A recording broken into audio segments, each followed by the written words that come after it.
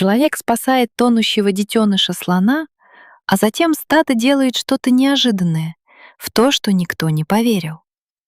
Эта история произошла 10 марта 2025 года в национальном парке Чоде, расположенном на юге африканского континента в Ботсване.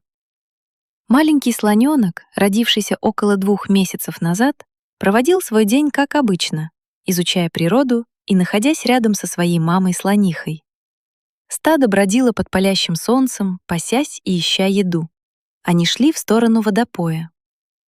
Они остановились, чтобы напиться и освежиться. Самый маленький член стада ждал этого момента с нетерпением. Для слонят, как и для обычных детей, плескаться в воде — это в крови. Купание в воде для слоненка стало лучшим воспоминанием за последние дни. Это помогало ему напиться и освежиться после долгой дороги со своим стадом. Увлекшись купанием, плескаясь, брызгаясь и поливая себя из хоботка, слоненок не заметил, как застрял на скользких берегах водоема и не смог выбраться самостоятельно. Малыш начал очень сильно паниковать. Пытаясь карабкаться вверх, он все больше зарывался в мокрую грязь. Стадо слонов не заметило пропажи, пока не пришло время двигаться дальше. Мать и остальное стадо поняли, что что-то тут не так. Заметив слоненка, который из последних сил боролся и пытался выбраться, слоны попытались хоть как-то помочь ему, но все было тщетно. Слоненок глубже не увяз, но и подняться выше не смог. Слоны поняли, что не могут справиться и оказать помощь слоненку, и позвали остальное стадо.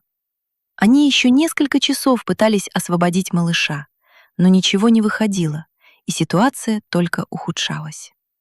Слоны отчаянно звали на помощь. Звуки слонов разнеслись по всему заповеднику. Где-то неподалеку ехал джип с рейнджерами.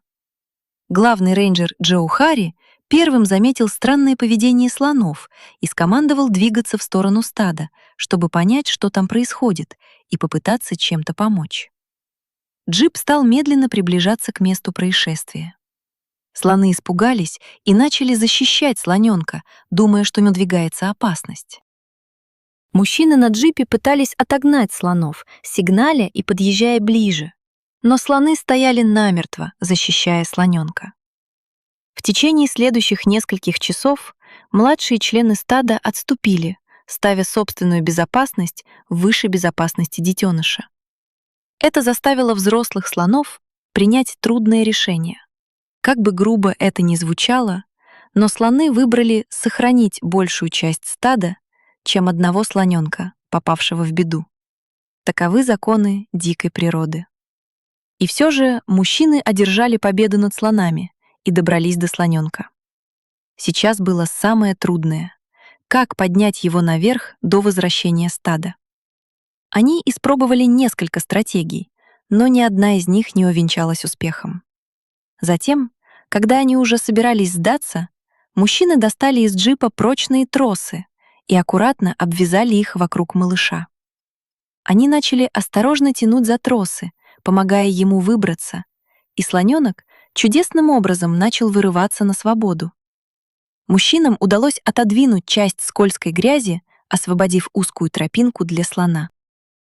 После нескольких часов борьбы он, наконец, смог освободиться. Все были в восторге.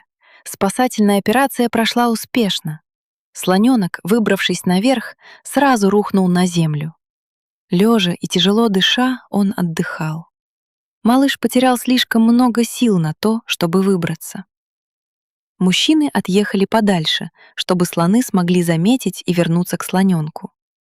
Рейнджеры привлекли внимание слонов, и, о чудо, слоны, развернувшись, заметили слоненка.